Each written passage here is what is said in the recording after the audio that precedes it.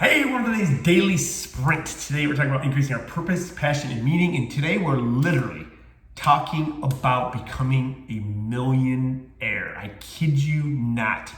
So if you start off, when you're 20 years old, you start off with $5,000. Maybe it's from your graduation or whatever. We're gonna put it in, say, the S&P 500 index fund, which averages about 11% since its inception in 1995.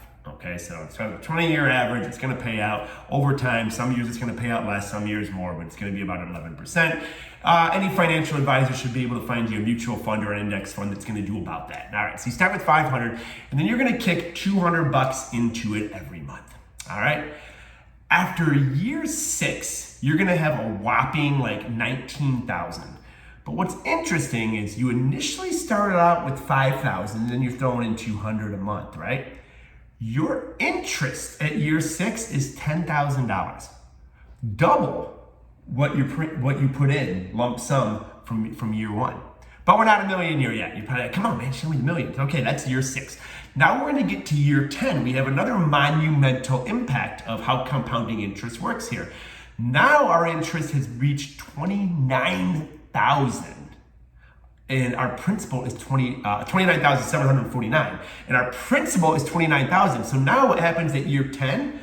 Our interest has now compounded to be greater than everything that we put in, including our $200 a month every single month. Fascinating, crazy. At year 20, your interest is going to be just over $166,000.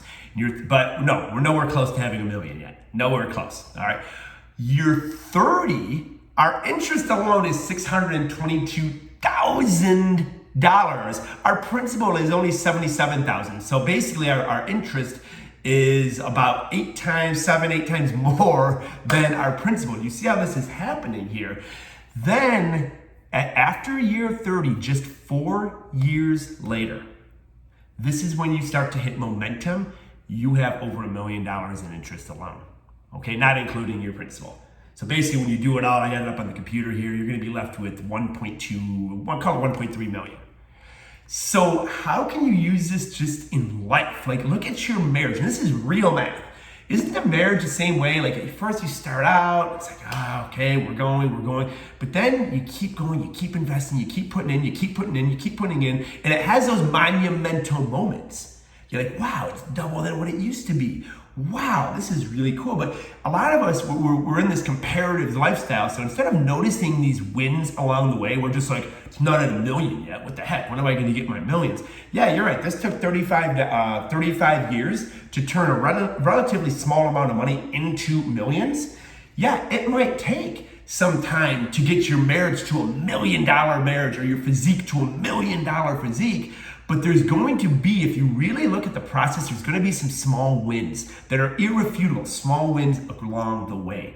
Are you willing to look at those small wins and keep investing over and over consistently? And those small wins are going to be what keeps you investing. So, hey, hopefully this flipped the switch for you. For me, yeah, that's pretty cool in the finances, but I'm kind of like applying this stuff to like my faith, to my marriage, to my fulfillment. What are these small investments that I can continue to put in daily that are eventually going to hit momentum? And then it's going to be an explosion of faith, an explosion of fulfillment, an explosion of fun, an explosion of finances, an explosion of a great marriage.